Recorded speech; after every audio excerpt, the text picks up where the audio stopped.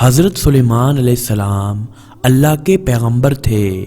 ایک روز حضرت سلیمان علیہ السلام نے سارے پرندوں کو حکم دیا کہ میرے دربار میں حاضر ہوں اور بتائیں کہ ان میں کیا کمال ہے۔ لہٰذا تمام پرندے حضرت سلیمان علیہ السلام کے دربار میں حاضر ہوئے۔ مور، کبوتر، کوا اور ہدہد نے اپنا اپنا کمال بتانا شروع کر دیا۔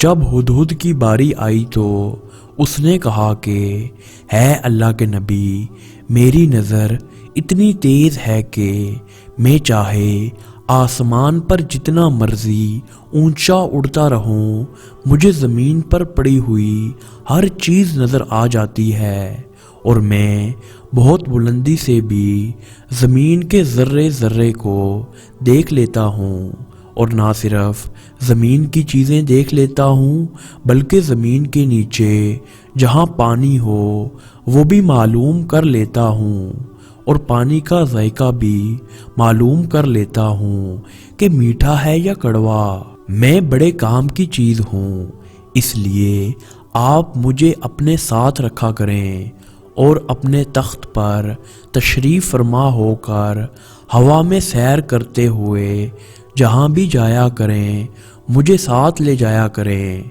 میں جہاں میٹھا پانی ہوا کرے گا آپ کو بتا دیا کروں گا، اور آپ وہیں اپنا تخت اتار لیا کیجیے گا اور اپنا دربار لگا لیا کیجیے گا۔ حضرت سلیمان علیہ السلام ہدہد کا یہ کمال سن کر بہت خوش ہوئے اور فرمایا کہ ہم نے تمہیں اپنے ساتھ رہنے کی اجازت دی۔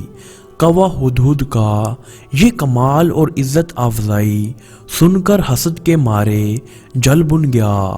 کوا حضرت سلیمان علیہ السلام کی خدمت میں حاضر ہوا اور کہا، ایک عرض میری بھی سن لیجئے۔ ہدہد نے جو کہا بالکل غلط ہے، اس نے اپنا جو کمال بیان کیا ہے، اگر اس میں یہ کمال ہوتا تو اتنی دور آسمان پر اڑتے ہوئے اسے زمین پر پڑا ہوا جال اور اس میں پڑا ہوا دانہ نظر آ جاتا۔ یہ اگر اتنا ہی باکمال ہوتا تو جال نظر آ جاتا اور یہ جال میں نہ پھنستا۔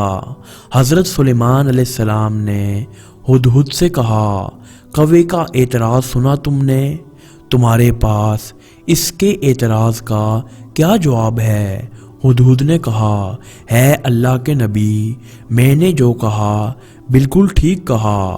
آپ چاہیں تو میرا امتحان لے لیں، یہ حاسد ہے، اس لیے میرے کمال کا انکار کر رہا ہے۔ اسے میرے کمال پر اعتراض کرنا تو سوجا، لیکن یہ موت اور تقدیر کی حقیقت کو نہیں سمجھ سکا۔ میں نے واقعہ ہی صحیح کہا ہے، اگر میں نے صحیح نہ کہا ہو تو بے شک آپ میرا سر تن سے جدا کر دیجئے۔ میری نظر واقعہ ہی تیز ہے، وہ تو میری عقل پر موت کا پردہ پڑ جاتا ہے، ورنہ تو میں جال کو دیکھ سکتا ہوں۔ یہ سن کر کوا بہت شرمندہ ہوا اور اس نے آئندہ کے لیے حسد کرنے سے توبہ کر لی۔